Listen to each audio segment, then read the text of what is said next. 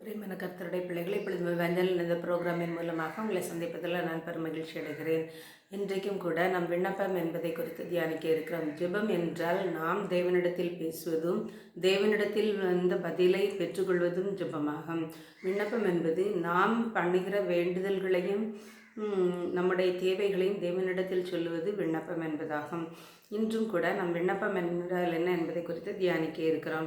எசேக்கியா விண்ணப்பம் பண்ணி மிகவும் அழுதான் என்று எசேக்கியா 38:5 கூறப்பட்டுள்ளது.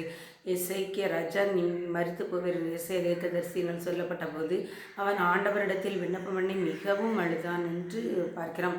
அதுக்கான பதிலையும் கூட எசேக்கியா தீர்க்கதரிசி வந்து சொல்கிறதை நாம் பார்க்கிறோம்.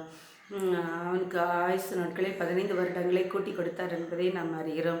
என் விண்ணப்பம் நமக்கு முன்பாக தூபமாகவும் என் கையெடுப்பு அந்தி பலியாகவும் இருக்க கிடவது என்று சங்கீதம் 141:2 கூறப்பட்டுள்ளது.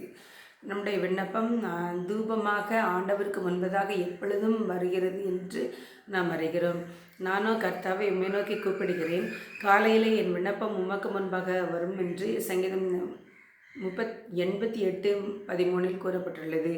எனவே என்னுடைய விண்ணப்பம் உமக்கு முன்பாக வரும் என்று தாவீது ராஜா கூறுகிறதை நாம் காண்கலாம். மட்டுமல்ல, நீங்கள் ஒன்றுக்கும் கவலைப்படாமல் எல்லாவற்றையும் குறித்து உங்கள் விண்ணப்பங்களை ஸ்தோத்திரத்தோടെ கூடிய ஜெபத்தினாலும் வேண்டுதலினாலும் தேவனுக்கு தெரியப்படுத்துங்கள் என்று பிலிப்பியர் 4:6 கூறப்பட்டுள்ளது.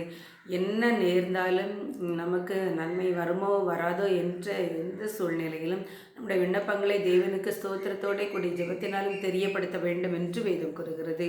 மட்டுமல்ல, நாம் ஆவியோடும் விண்ணப்பம் பண்ணுவேன், கருத்தோடும் விண்ணப்பம் பண்ணுவேன் என்று பவுல் அப்போஸ்தலன் கூறுகிறதை நாம் காண்கிறோம். மட்டுமல்ல, எல்லா மனுஷருக்காகவும் விண்ணப்பங்களையும் ஜெபங்களையும் வேண்டுதல்களையும் ஸ்தோத்திரங்களையும் பண்ண வேண்டும் என்று 1 தீமோத்தேயு 2:1 கூறப்பட்டுள்ளது. எனவே நாம் எந்த சூழ்நிலையில் இருந்தாலும் நம்முடைய விண்ணப்பங்களை தேவனுக்கு தெரியப்படுத்த வேண்டும் என்று வேதம் அறிவுறுத்துகிறது. நாம் ஜெபிப்போமா? அன்புள்ள பரமபிதாவாகிய கர்த்தாவே, இந்த வேளையிலும் உடைய சமத்தை கொடுத்த தயவுக்காக துதிக்கிறோம், ஸ்தோத்தரிக்கிறோம் தகப்பனை. எங்களுடைய விண்ணப்பங்களை உம்மிடத்தில் நாங்கள் எங்களை தெரியப்படுத்துகிறோம் தகப்பனை. தேவனாகிய கர்த்தாவை, விண்ணப்பங்களை கேட்கிறவரே அப்பா, எங்களுடைய விண்ணப்பமும் வேண்டுதல்களும் உமக்கு முன்பதாக வரக்கிடுவது, அதற்கான பதிலை நாங்கள் பெற்றுக்கொள்ள எங்களை தகுதிப்படுத்துங்க ஆண்டவரே. எங்களுடைய விண்ணப்பங்களை ஸ்தோத்திரத்தோடு ஜெபத்தினாலும் வேண்டுதலினாலும் உமக்கு தெரியப்படுத்த எங்களுக்கு உதவி செய்திருளுங்க ஆண்டவரே. மரண இருளின் பள்ளத்தாக்கில் நடந்தாலும் பொல்லாப்புக்கு பயப்படேன் என்று சொன்ன தாவீதை போல என் தேவனாகிய கர்த்தர் நீர் எங்களை காத்து வழி நடத்த வேண்டும் என்று சொல்லி ஜெபிக்கிறோம். இயேசுவின் நாமத்தில் ஜெபிக்கிறேன் நல்ல பிதாவே, ஆமென்.